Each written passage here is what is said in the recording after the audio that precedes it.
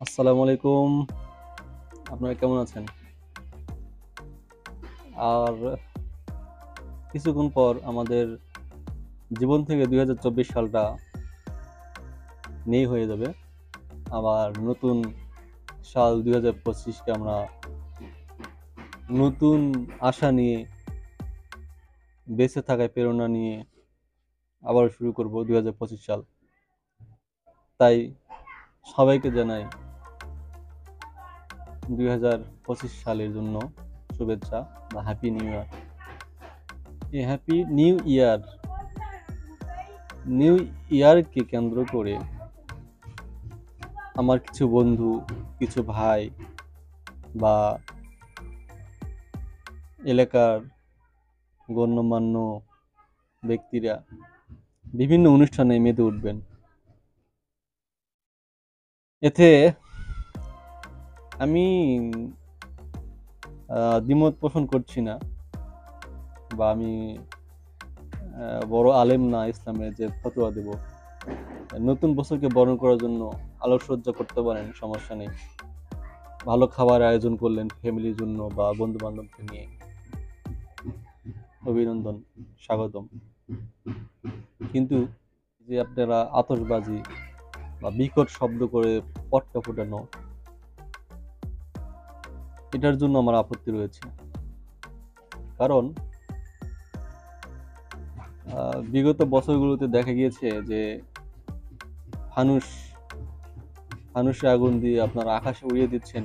সেই ফানুস কারো জানালায়, কারো ছাদে গিয়ে, ছাদে তো সবারই আহ, কাপড় শুকানোর ব্যবস্থা থাকে, বা প্লাস্টিকে অনেক জিনিসপত্র বা পুরাতন আসবাবপত্র অনেকেই রাখে, বা বসার জন্য অনেকেই চেয়ার, কাঠের চেয়ার, প্লাস্টিকের চেয়ার রাখে।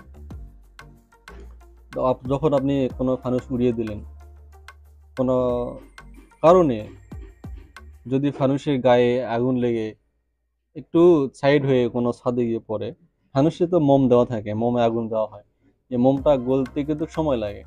তার আগে যদি ফানুসের গায়ে আগুন লেগে কাগজটি বা আবরণটি পুড়ে গিয়ে যদি কোনো প্লাস্টিকের চেয়ার, বা কেউ ছাদ থেকে শুকাতে দেওয়া কাপড়টা উঠাইতে ভুলে গেছে, সে কাপড়ে গিয়ে পড়ে, অথবা কারো জানালায় গিয়ে আটকে গিয়ে, হয়তো ঘরে কেউ নাই বা রুমে কেউ নাই, সেই আহ, জানালার পর্দায় গিয়ে আগুনটা লেগে গেল, এরকম অনেক হয়েছে।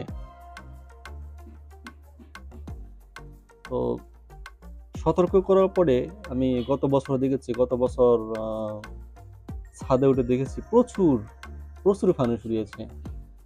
গত বছর অনেক ঘটনা ঘটেছে, অনেকের বাড়িতে আগুন লেগেছে, আপনার নিউজে হয়তো দেখেছেন।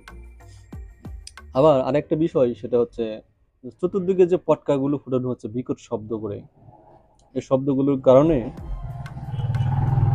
বিশেষ করে পাখিগুলো, কবুতর বলেন, কাক বলেন, তারপরে ঘুঘু বলেন, আমাদের শহর গ্রামের সব জায়গাতে কিন্তু পাখিরা বসবাস করে। আর পাখিরা ঘরে ফিরে কখন? সন্ধ্যায়। আর সন্ধ্যায় ফেরার পরে আপনারা যখন পটকাগুলো ফুটান রাত ১২টায়, হঠাৎ করে বিকট শব্দ করে যখন ফোটে, বা কোনো পাখির বাসার কাছে যদি সে পটকাটা আওয়াজ হয়, তাহলে ওদের তো হাট ছোট, এই বিকট শব্দটি তাদের হাটে গিয়ে আঘাত করে এবং হার্ট অ্যাটাক করে অনেক পাখি মারা যায়। আম, আপনি বলতে পারেন যে বিয়ে বাড়িতে পটকা ফোটানো হয়, তখন তো কার আপত্তি থাকে না। হ্যাঁ, বিয়ে বাড়িতে পটকা ফোটে। এক এলাকায় কয়টা বিয়ে হয় আর কয়টা বা পটকা ফোটানো হয়? আর বিয়ে বাড়িতে পটকা ফোটানো হয় তো রাতে না, দিনের বেলা। তখন পাখিরা সবাই আহ, আহ, সব পাখিরাই বাইরে থাকে, এখানে সেখানে ঘোরাফেরা করে। এখানে পটকা ফুটালেন, সে তো জেগে আছে, আর এক জায়গায় উড়ে চলে গেল।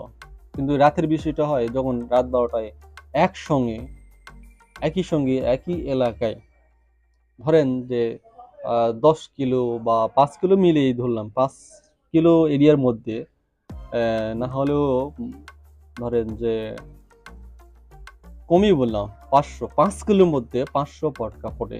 তখন তখন সব জায়গাতে একসঙ্গে ফোটে। তাহলে প্রত্যেক জায়গায় পাখিগুলো এখানে ফুটছে, ওখানে ফুটছে, মানে একটা পাখির বাসার চতুর্দিকে শব্দ, পাখিটা কোথায় যাবে? তাহলে আপনার আমার শুভ কামনার জন্য বা একটু আনন্দের জন্য আমরা নতুন বছরকে বরণ করছি, বরণ করার জন্য এতগুলো পাখির প্রাণ আমরা কেন ধ্বংস করব? তাই বলছি ভাই, আপনারা যদি কিনেও থাকেন, বাজার থেকে কিনেও থাকেন, এটা রাতের বেলা না ফাটিয়ে আপনারা দিনের বেলায় ফাটাইতে পারেন, বা আম, ফাঁকা কোনো জায়গাতে, যেমন আহ, খেলার মাঠ আছে, খেলার মাঠে গিয়ে ফুটালেন। হয়তো যে বিষয়টা একটু হাস্যকর লাগছে যে দিনের বেলা ফুটাতে বলছে কেন। যদি জানতেন তাহলে এটা করতেন না। বা যদি আহত কোনো পাখি আপনার সামনে পড়ে, আপনি যে পটকা ফুটানোর জন্য পটকাটা আনছেন, বা আতশ বাজিটা যে আনছেন, যে কিনে আনছেন, এই মুহূর্তে আপনার কাছে আছে, আপনাকে আমি জিজ্ঞেস করছি,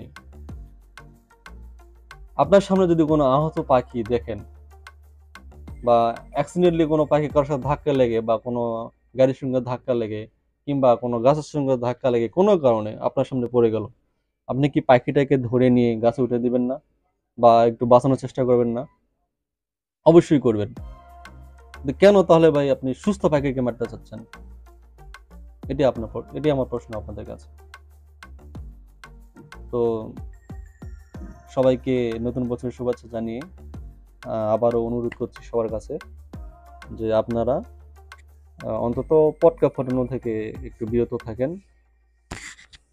আমরা সকল পরিবেশের সকল জীব জন্তুকে নিয়েই ভালো থাকতে চাই, বেঁচে থাকতে চাই। নতুন বছরের সবাইকে শুভেচ্ছা। আবারও হ্যাপি নিউ ইয়ার জানিয়ে শেষ করছি। আল্লাহ হাফেজ। ধন্যবাদ।